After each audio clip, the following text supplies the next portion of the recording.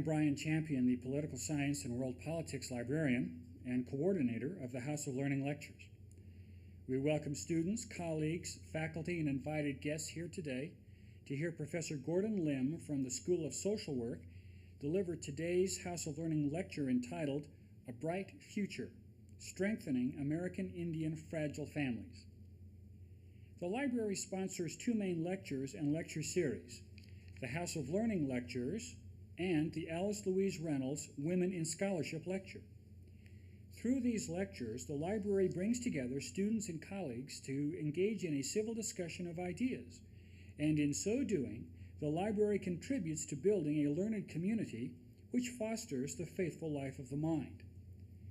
The House of Learning Lectures series title is taken from the 88th section of the Doctrine and Covenants, verse 119, where the Lord instructs the saints to prepare every needful thing, even a house of learning.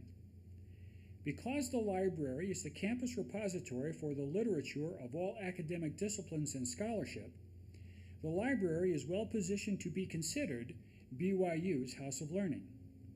The Harold B. Lee Library takes seriously its campus role as the intellectual heart of inquiry and knowledge, and is honored to provide this House of Learning lecture today. Now, about today's lecturer. Professor Gordon Lim received a baccalaureate degree in psychology from BYU in 1994 and a Master of Social Work degree from the University of Utah in 1997. In the year 2000, he graduated from the University of California at Berkeley with a PhD from the School of Social Welfare. Professor Lim undertook postdoctoral work at Washington University in St. Louis, Missouri, before joining the social work faculty at Arizona State University. For the past 3 years, he has been associate professor in the Graduate School of Social Work here at BYU. He is the author of over 24 articles, book chapters, and reports detailing the social context of Native American tribes and families.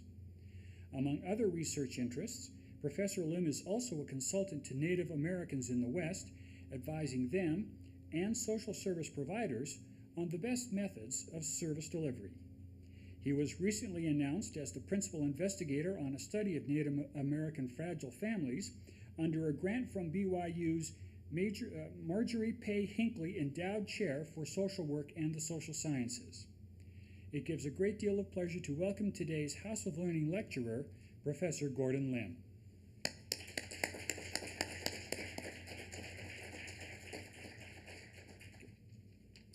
Thank you. It's always nice to hear people say nice things about you. I go, boy, I've done a couple of nice things in my professional career. But, you know, this topic is always an interesting topic to talk about. It's one that in the church raises interesting questions because of the relationship that American Indians have with the Book of Mormon and with the gospel, and that a lot of people have stereotypes and different personal views when they hear the term American Indian or Native American. So, for example, you know, those of you that have seen Dances with Wolves, you know, many times people have gone, okay, Lieutenant John J. Dunbar, you know, too bad the cavalry, they're the bad guys in this one. And we're going to celebrate his embracing the native, the Lakota culture. And then if you're like my Indian grandma, which is kind of funny, her favorite thing to do is to watch John Wayne.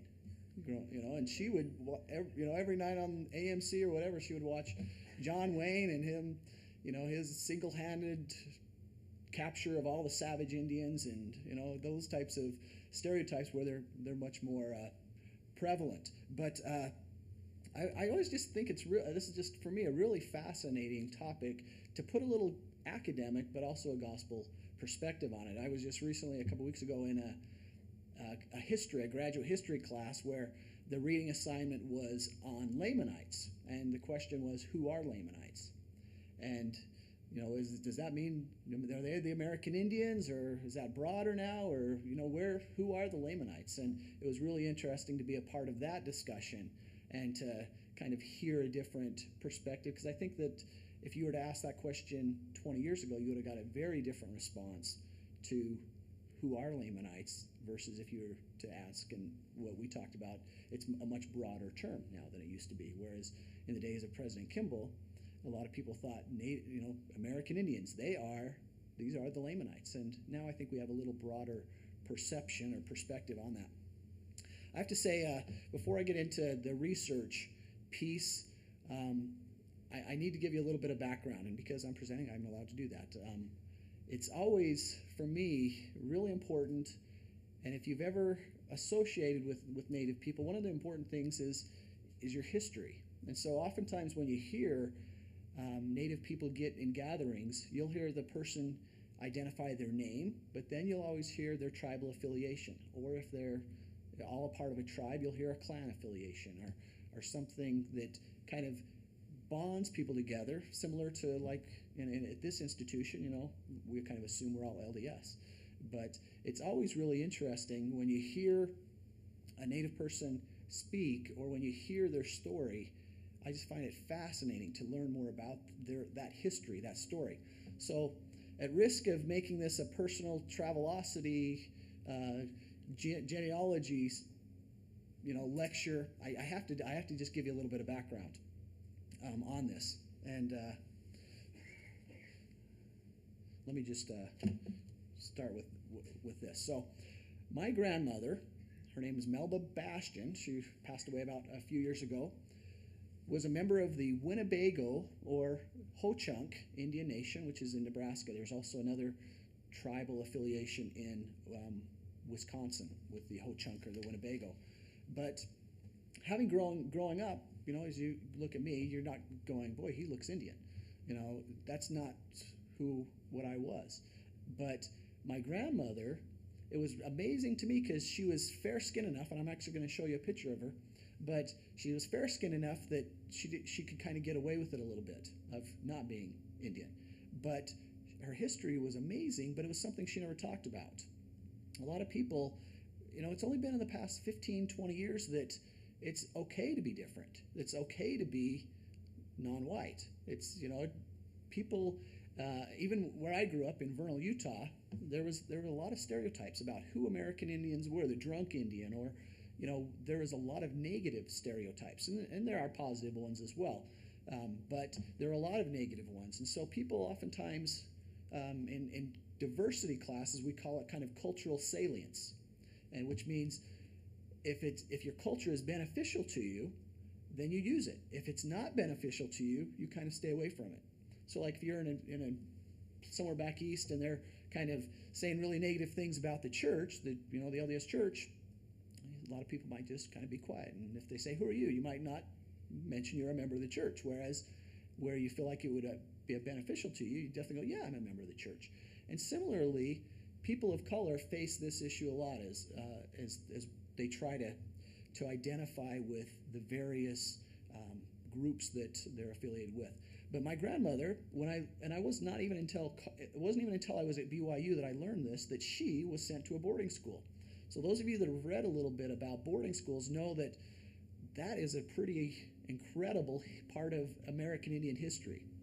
And again, I was 23, 24 years old before I realized, and this is just a picture I took off of the internet of Haskell Indian Boarding School. My grandmother was in 8th grade when she was sent to Haskell Indian Boarding School, and she actually went 2 years post high school.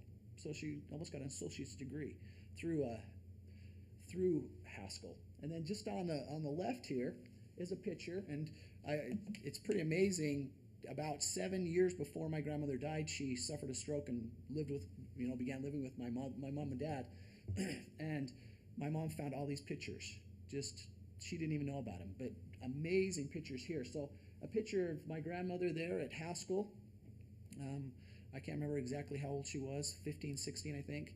And then a really neat picture of her mother. So the lady on the left, just right there, is her mother, so my great-grandmother. And then her mother, and again, you can kind of see as you move along here, you can tell kind of the Indian characteristics present themselves even better. And about the same time, I found out another amazing finding as well. This is a picture of my great-grandmother and my great-great-grandmother in Winnebago or Thurston Hill, Nebraska, and her 10 brothers and sisters, all of which were sent to Carlisle Indian School. And if you've done any Indian history or reading upon that on Indian, history, that is probably the most notorious, famous of all Indian schools, where the motto, and if you've read about this, you know the motto. The motto at Carlisle was, "Kill the Indian, save the man." And so the idea being, we need to get the Indianness out of them and have them act and be like white people. And so these are just pretty amazing photos, and I'm just really thankful for the history that my family has been able to preserve. And here again is just a picture of Carlisle Indian School back in the 1800s, and all the children, and you've seen in your history books probably similar pictures to this, where you have, I believe these are Apache children, and then later how they changed. And that's evident even in my own history when you look at kind of this taken after they come back from Carlisle. They look a lot less traditional Indian in this picture, and part of that might be my grandfather's influence. We're not exactly sure what race he is, but he doesn't look Indian in that picture to me. So I just wanted to kind of give you a little background. For me, this is a very personal research agenda that I have, as well as an academic, and I'm thankful for the many people that have kind of set the stage for me to be able to do the type of research I do. All right.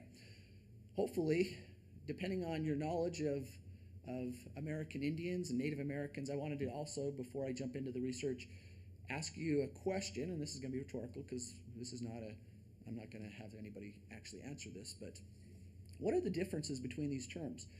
Oftentimes, you'll see on news, you'll hear people Native people referred to as Native American, American Indian, First Nation, Alaska Native, Aboriginal even, and then you'll hear some more common terms of Navajo or Sioux or Dene or the Lakota. And so I would be interested to find out, to take a quiz and see how many people actually know the difference between these terms and why we would use one term and not another. But it's really important to at least have an understanding of different terms that are used. And part of it is being culturally sensitive, because some Native cultures are very specific in the way that they would like to be called or the way they call themselves. So, for example, Native American is a very broad term. It can potentially encompass Hawaii, Alaska, and even parts of Mexico if you wanted to, but it's native to the Americas. And in our case, it's typically, when you're talking about the United States, we don't include Mexico, but it's a very broad term. So when people say I'm Native American, it's a more inclusive term. And so again, could include even Hawaii in that. And there's a lot of debate on, how do Hawaiians fit into American Indian history and Native American history as well. And then we have a more common term, which is actually becoming less used, at least publicly, is American Indian. And I think most everyone is familiar with that, but it is a much more specific term, and actually is a federal government term that is used in treaties and legislation. So whenever you see a document come from the federal government, it will always use the term American Indian, and is much more specific in who it identifies, and typically refers to just Native people who are members of federally recognized tribes in the continental United States. So that's a more specific term, although you'll hear people use it as a broad term, as the government sees it as a very specific term. And so, although I use American Indian typically when I speak, I will get people periodically being very offended at that and saying it's not an inclusive enough term. It's a term that the government gave. When we hear Indian, I think most people have heard where that originated with Columbus and Indios, thinking he was in India. And so that's kind of how that term originated. Then you have First Nations, and those of you that have been to Canada know that that's a much more common word that Canadian Native people use for themselves, although in the United States, a number of tribes have now embraced this, specifically in the Midwest, the Lakota. Now you'll hear a lot of people that are of a Lakota background say, I am First Nation. We were here first. We were the original inhabitants. If you don't like it here, you can give it back. We'll take it, type of thinking. Then you have Alaska Native, which is fairly self-explanatory. And again, that's oftentimes used for census data, but refers to Native people in Alaska, of which roughly 40% of all Native people are from, at least in the United States, are part of Alaska Native or Aleut, or kind of the tribal affiliations or Native people in Alaska. Then we have Aboriginal, and most of us, when we hear Aboriginal, think of Australia, and that's probably the more common term that they use there, but Aboriginal being more of a similar term to Native American in the sense that it refers to original inhabitants of a land. And then we have Navajo or Sioux. I think in this setting, in the West, nearly everybody knows who we're talking about when we say Navajo, but I even just ran across, if you look right below Navajo, you see the term Dene. And what is the difference between Navajo and Dene?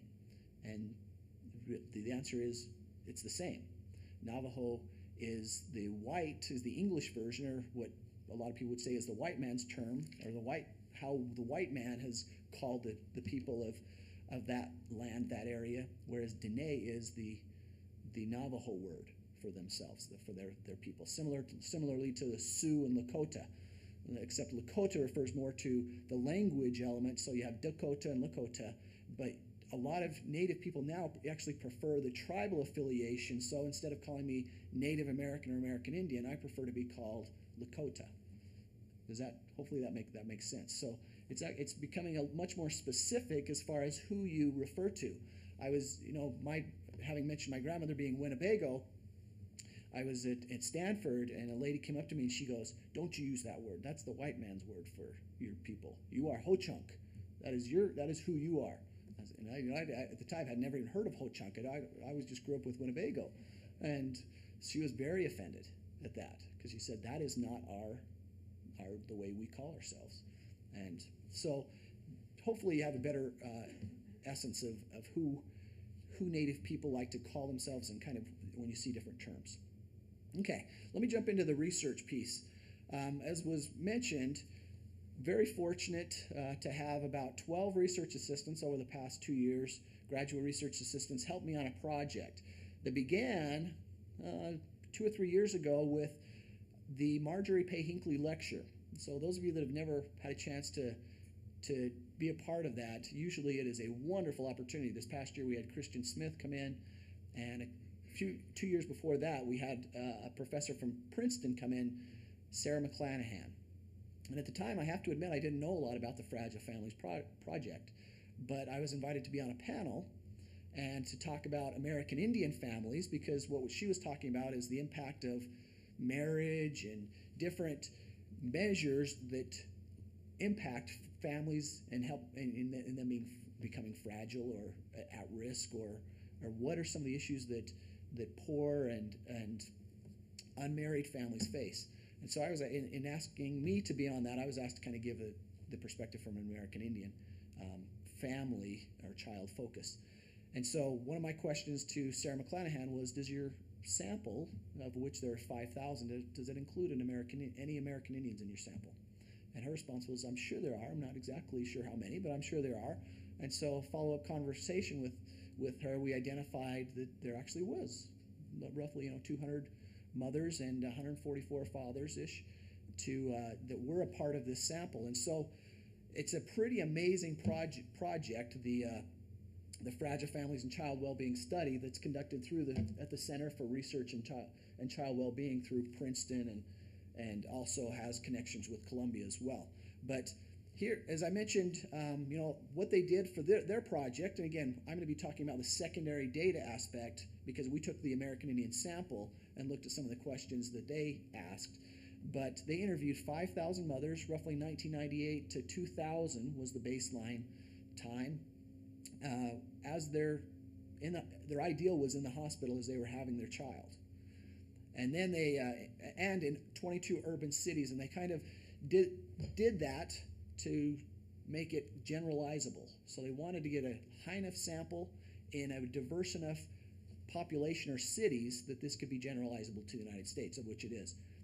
And so what they did is they collected data, at baseline when the child was born, at the 1-year follow-up, and then they had, I'm not going to be talking about these two, but the 3-year follow-up and the 5-year. The 5-year is done now, and it's set to be released, I believe, this summer for the public. But this project that I'm going to be just mentioning here will be focusing on the baseline data and the 1-year data. And then what they tried to do was to get fathers either at the hospital or to find the fathers, if they're unmarried or married, and try to ask them questions as well, of which they were able to get, I think, between 80 to 85% of dads in this sample, which is a pretty amazing feat, because oftentimes, and the other important element you need to know about the Fragile Families data is they oversampled for unmarried, but they were still able to maintain a high proportion of dads and able to find a high proportion of dads. So as I mentioned, just to give you an idea of kind of when I share with you a little bit of the data and the findings, who we're talking about. So for the first, there's really 3 questions, and I'll get to that in just a sec, that we're trying to identify what are some of the issues around these 3 questions. But we're talking about the first 2 questions dealing more with 222 American Indian moms, of which there are only 45 married and 177 married, 144 American Indian fathers, of which only 22 are married and 122 unmarried. But then the family focus, where you have either a mom or a dad that identifies themselves as American Indian, we have 375. And I think if we were to, in our sample, if we have American Indian mom married to an American Indian dad, I think our end ended up being 85. But for this presentation that I'm sharing with you today, these are the 3 numbers that you kind of want to keep in mind. So the 3 areas that we wanted to look at, relationship status and background. There's been a lot of debate going on about the impact of marriage. And if you've ever, heard or read much about the Fragile Families data, that's one of the major assumptions of the whole data is, what is the impact of marriage? Are people that are married better off? Is it better for kids? What is the impact of marriage on a couple and on their children? So that's the very first thing I'm going to start to talk about, along with some of the sociodemographic characteristics of this population. The second one is the relationship quality and parenting. So the quality is meaning mom to dad, and then what that quality means on them being engaged or spending time with their children. And then there's the supportiveness, and does supportiveness have positive, or does that make a difference? And then finally, what is the impact on children? And we look at 3 areas there: stimulation, warmth, and harshness. Harshness meaning, do you spank, and 2, if so, how often? Is kind of the way we've identified harshness. Okay, so let me just throw out a table quickly, and then I'll jump in. The next couple slides will kind of break off a couple of the major findings from this. But if you look at, how old they are, roughly 2-year difference between married moms and unmarried moms, and not that big of a difference between unmarried and married dads in this sample. Let me also mention high school degree. We have almost 70% of our unmarried moms in this population that have less than a high school degree, which is high, but even when you consider the married, we're talking to over 2/3 there. Whereas, bachelor's degree and beyond, 1.7 for unmarried and 4.4. So we're talking about a population that is typically not as educated, at least in this population here. Whereas the dads are a little bit better, but still the numbers are fairly high. Over 1/3 of the unmarried and half of the married fathers have less than a high school degree. And then let me also mention, with regard to the household to income to poverty ratio, and I'll talk about this more as we go along, 40% of the unmarried moms live below the national poverty line, compared to 20%, which is still high, of the married mothers, and then 1/4 and 1/3 of the unmarried and married dads. And now let me just highlight a couple of these. Okay, so engagement defined as a composite measure of how often did they spend time, did they read with their children, did they play games, a number of different questions as far as do they engage with their children. So engagement was higher for the married, obviously, and not as high with the unmarried. But interestingly, when you look at supportiveness, and I'll talk about engagement again when it talks about the impact on the child, but supportiveness. So does the dad's, going back to kind of the other slide where we define supportiveness as, is he fair? Does he compromise? Does he compliment you? Really important variable there. So supportiveness in parental relationships between the mother and father is important for both married and unmarried. But for married moms and dads, it's more predictive of mothers spanking their child less. So the more supportive, and you probably go, okay, it's kind of common sense. The more supportiveness the relationship is, the less the mom tends to spank the child. And a married, it's even more predictive and even more an important aspect. Whereas supportiveness in parental relationships for unmarried is more predictive of engagement with their child. So the more support the mom and dad have from each other, the more they will engage with their child, spend time reading and playing and singing and different activities with their child. And then I didn't get to all of them, but kind of just in a synopsis of the table, marriage correlates with a variety of protective factors. They're older, more family involvement, greater financial stability, less substance abuse, and more prenatal care. And just the last slide, the last variable in the previous slide was, how often did they get prenatal, or did they get prenatal care during the first trimester? Whereas unmarried were more at risk in these two areas. So on average, they're 2 years older, 20% to 40% live in poverty. Now this is a really interesting finding for the dads. Pretty much on all the variables, dads are the same. Unmarried and married dads are very, very similar, except with one exception. And this was something that the students, and I have to thank Megan Holgate and Alan Kearns for their help with this, but we spent a good few hours discussing this on why this was the case. So if you look at, there was statistical significance between engagement of unmarried and married dads. And you go, who do you think would engage more with their children? Common sense would say married dads would engage more with their child. But that's not what we found. We actually found that unmarried dads were engaged with their child significantly more. And we go, okay, that goes against a lot of the literature that you read as marriage being, and it goes against common sense as well. You're thinking if you're married, you're in the home a lot more. But there are definitely some cultural elements that I'll talk about in a second related to that of a couple of our discussion items. Okay, so what are the kind of the patterns that we were able to find in this first set of sequences relating to relationship and the impact that it has on a couple's relationship as well as their children? So the more supportive or the more support American Indian parents receive from each other, the more positive interaction, and again with one exception for the fathers, the more interaction they have with their child. So increased support between partners reduces the rate that American Indian parents spank their child as well, as was noted. And then marriage was positively associated with a number of protective factors, especially on the mother's side. And then here's kind of the key finding that really is an important element in this type of research. Strengthening couple relationships for mothers and fathers is really the most important element. And in the summary, I'll note this again, but oftentimes we think that marriage is the answer. And marriage is an answer in this type of the research, at least the sample that we're looking at.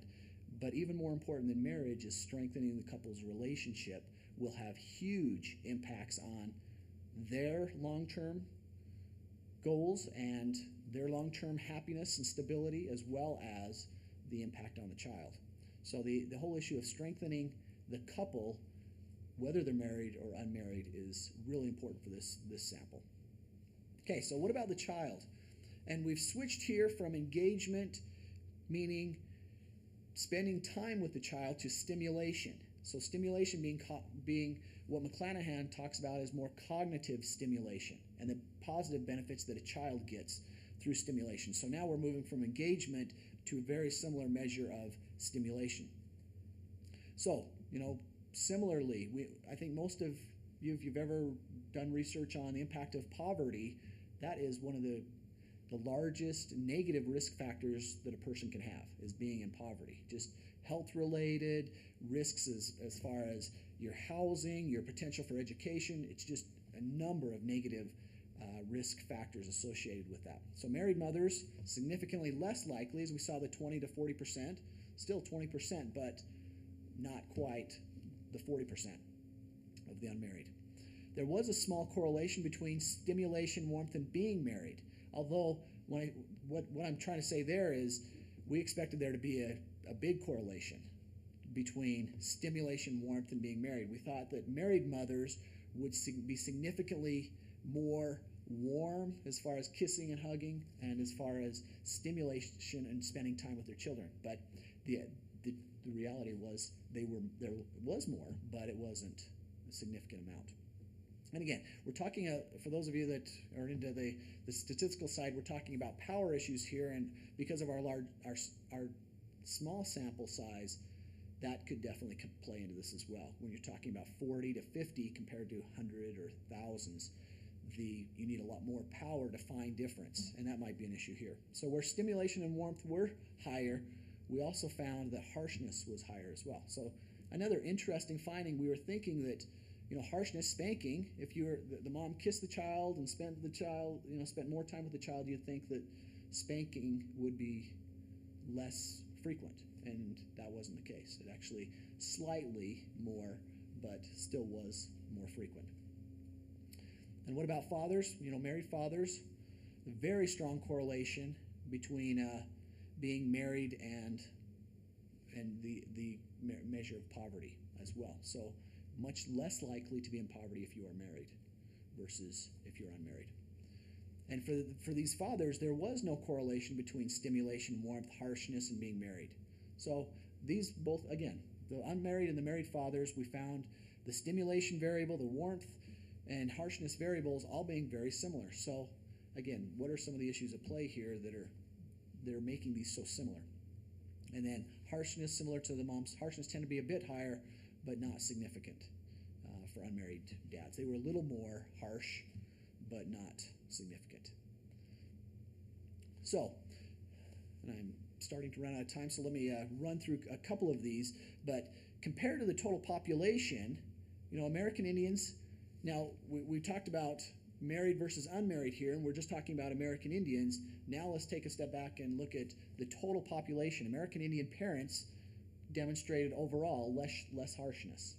And that kind of fits into a lot of the stereotypes that we have with Native families of the idea of physical punishment is not as prevalent in Native communities, although there's a lot of exceptions to that. But that was an interesting finding. American Indian parents had similar stimulation and warmth characteristics to the general population, and they were much more likely to be under the poverty level. So of all the groups in the Fragile Family sample that we compared American Indians to, American Indians had the highest proportion of people in poverty. And again, we're talking about an urban sample here, so this is a little bit of a different population that we oftentimes think about when you're talking about a reservation-based population. That's a lot of the research typically on American Indians uses smaller communities and smaller geographical areas, whereas these are larger cities. This is an urban population. And then comparing, as I mentioned, kind of the data that we looked at was when they had the child, and then they interviewed the families a year later. And looking at a year later, American Indians were also less likely to marry. So if I was unmarried when I had the child, a year later, am I going to be married? And what is the proportional change between racial and ethnic groups? American Indians were less likely to marry than the entire population. So that was another interesting finding there. So, obviously poverty is a major risk factor for American Indians. And there's a likelihood that American Indian children will receive more warmth and stimulation because of marriage, although again, marriage, a lot of these findings were not significant. As far as being married, you had higher levels on particular variables, but it didn't necessarily mean that was the predictor. And so let me just kind of summarize. So while we found that marriage was positively associated, it was one of the answers, but not the answer. So, and that's very similar to what Sarah McClanahan has found for the general population. Number 2 is poverty is a major problem for American Indians, and especially for unmarried. Oh, I guess I'll give you I'll give you this in just a second, the final thoughts. But let me just go through the summary that I didn't put on the PowerPoint, but I wanted to just note. So poverty is a major problem, obviously, as we talked about, and even more so for unmarried. And then finally, I wanted to go back to the cultural element and talk about the importance of considering the culture. As we have for American Indian fathers, we kind of noted that they were more engaged, the unmarried American Indian fathers were more engaged with their children, than the married fathers were. And so after kind of talking to a number of people that know a little bit more about this, we said, what are some of the reasons why we might have this finding, or this finding might present itself? And at least 2 people that we talked to, and again, we're talking, some American Indian researchers, suggested that it's a cultural element. They said that makes a lot of sense to me, because regardless of whether you're married or unmarried, in our culture, and they were talking about their particular culture, there is an expectation that dad's going to be involved. That not only dad's going to be involved, but the grandma, the grandpa, the aunts and uncles. And so whether you're married or not, culturally, you're going to be involved. That's just part of the expectation of our culture. And that was a really interesting anecdotal evidence of why we may have found that the unmarried dad's still engaged, and even more so engaged with their children or their child. And so there definitely are some cultural elements here. I don't know, our sample size, and when you take into the account the limitations of sample size and the generalizability, I don't know if we could say that, yeah, that is a cultural element, but it does play into, there are cultural elements at play here. Poverty's been a finding for a number of studies of the negative impact of poverty, but the idea of culture also proves to be incredibly important as a protective factor, as more and more studies are showing.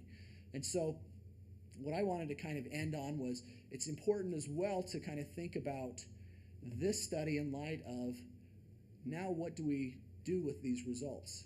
And it's always really important to take into account who should be doing, who has the answers to this, and what do we do with the answers? And I just wanted to present to you kind of a different thought on where should the answers be coming from. A lot of times, yes, I have Native American background, but am I a member of a tribe? No. And so there's always skepticism and skeptical thinking when you hear of, I'm going to go down and I'm going to work with this particular tribe and I'm going to solve all their problems. That's really not the answer for this population. Wilma Mankiller, one of the a social worker and a social activist, said the best solutions to our problems are within our own community. And then I had the chance to spend 3 years with Eddie Brown, the former Assistant Secretary of Interior, and he kind of coined this phrase. He said, human service workers, those people that go in to work with American Indian tribes, can no longer afford to view tribal communities as the problem. They are in truth the solution. Human service workers in today's practice environment must be prepared to effectively use community resources to focus on the strengths, skills, and assets of American Indian people and their communities. And so I think that, there are a number of interesting findings that we're finding, and we're still, this is an ongoing project that we have another, 10 or 11 studies besides this one that we're working on to try and put together what are some of the issues that urban American Indian fragile families are facing. And while there are some challenges with regard to poverty, there's also a number of really positive things that are going on as far as mothers and fathers being engaged with their children, and the stimulation and the less harshness in the findings that I think bode very well for this generation of American Indians. And so if anybody has any questions, I would love to entertain any of your questions regarding this, or if you have general questions too.